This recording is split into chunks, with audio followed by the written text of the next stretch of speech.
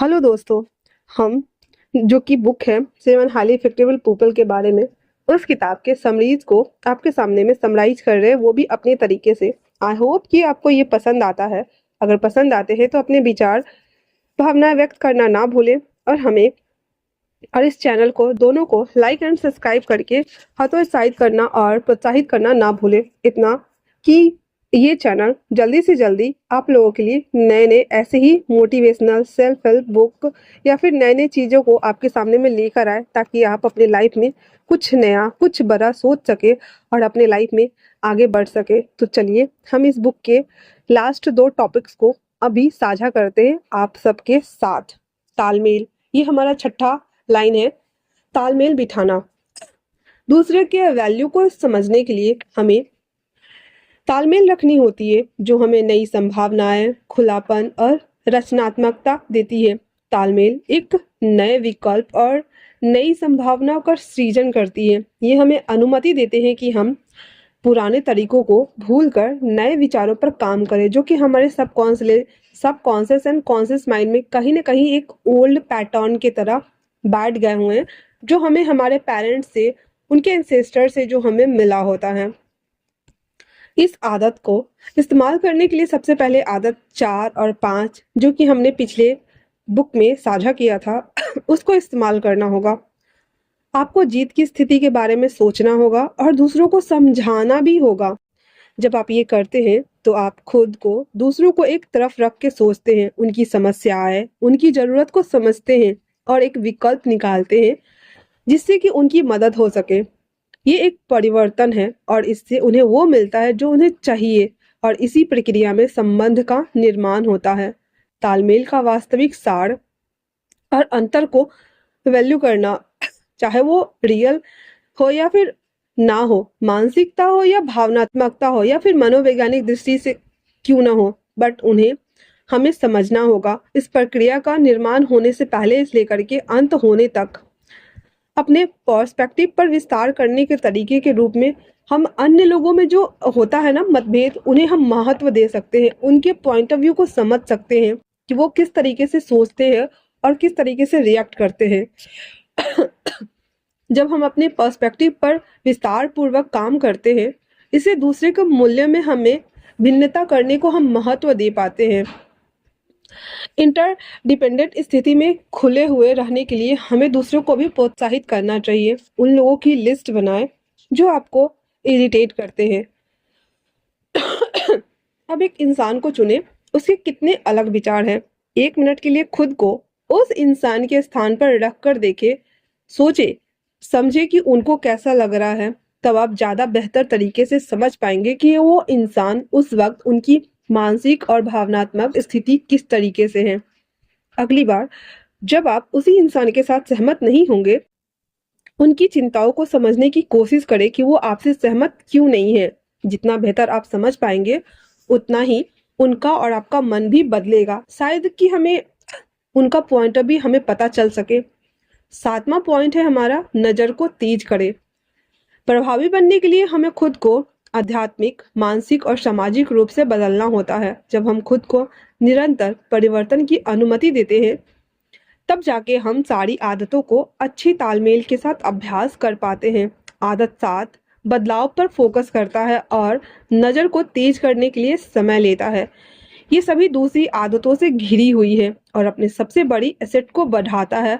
वो है अपने आप को समझना, लोगों के प्रति उदासीन न होकर के उदारता पूर्वक सभी चीज़ों को हैंडल करना।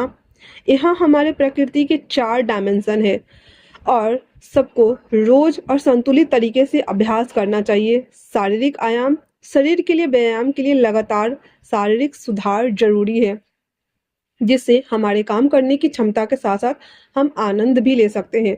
खुद को शारीरिक रूप से बदलने के लिए हमें सबसे पहले अच्छा खाना खाना होगा। दूसरा, अच्छे से आराम करना होगा, रिलैक्स रहना होगा। तीसरा, नियमित तौर पे व्यायाम से खुद को धैर्य लेवल, लचीलापन, फ्लेक्सिबिलिटी और ताकत, स्ट्रेंथ का निर्माण करना होगा हमारे बॉडी में। आध्यात्मिक आयाम, the 7 habit of highly effective people हमें अपनी खुद की आध्यात्मिक शक्ति को बदलने में, जीवन को नेतृत्व प्रदान करने में, जिससे कि हमारे मूल्य प्राणी के लिए प्रतिबद्धता की शक्ति को बढ़ाता है। खुद को आध्यात्मिक रूप से बदलने के लिए आज से हम ये कर सकते हैं, रोज मेडिटेशन कर सकते हैं, प्रकृति में समय बिता सकते हैं, प्रकृति के साथ बातें कर सकते हैं, खुद को अच्छा म्यूजिक सुनने के लिए और अच्छे किताबों को पढ़ने के लिए ज़्यादा शामिल कर सकते हैं, खूब सारा पानी पी सकते हैं और अपने आप को एक्टिव रखने के लिए हम हर कार्य को छोटे छोटे हिस्से में बांट सकते हैं। अगर वो सभी चीज़ें पूरा होता है तो हम अपने आप को छोटा सा रिवॉर्ड भी दे सकते हैं। मानसिक आयाम। अपनी मानसिक स्वास्थ्य को नवीनीकरण करने के लिए हमें अपने दिमाग को लगातार बढ़ाना होता है और यही हमारे मुख्य लक्ष्य भी है। खुद को मानसिक रूप से बदलने के लिए हम ये सभी चीज़ें कर सकते हैं, जैसे कि अच्छी किताबें पढ़ सकते हैं, अपने पास खुद के विचार, अनुभव और इनसाइट का जर्नल लिख कर रख सकते हैं, जो कि मैं हमेशा करती हूँ। मैं अपने पॉइंट ऑफ व्यू को एक नोटबुक में हमेशा लिखती हूँ कि मैंने क्या सही करा, क्या गलत किया, मुझे क्या चाहिए, मुझे क्या आगे के लिए सोचना है, वो सभी चीज़ें आप लिख करके एक जर्नल बना सकते हैं। टीवी। टीवी हमें उतना ही देखे जितना कि आपका जीवन और आपके मन पर वो अच्छा असर करे। टीवी सीमित रूप से देखना ही सही रहता है। सामाजिक और भावनात्मक आयाम। सामाजिक और भावनात्मक आयाम को बदलने से रिश्ते विकसित होते हैं। अपने आप में भावनात्मक नवीनीकरण करने के लिए हम ये कर सकते हैं।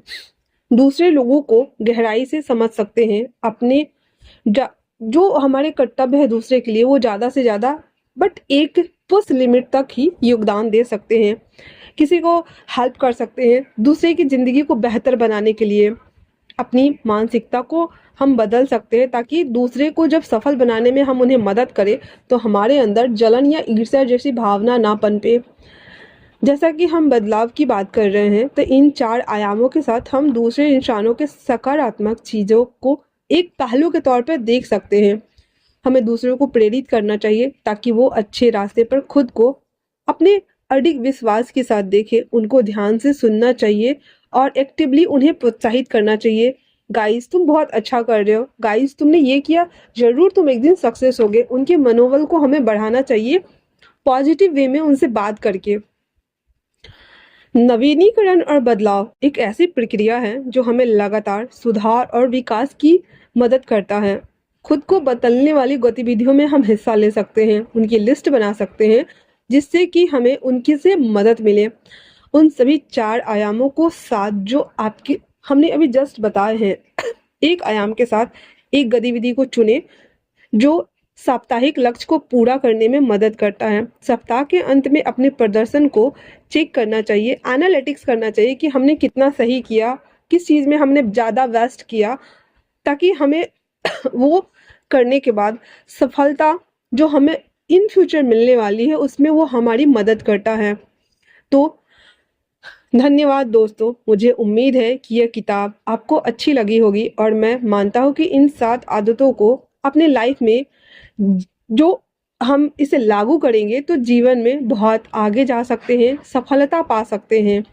स्टीफन आर केवी की the book the 7 habit of highly effective people एक परिवर्तनकारी सेल्फ हेल्प बुक है जो व्यक्तिगत और व्यावसायिक सफलता के लिए टाइमलेस प्रिंसिपल प्रदान करती है।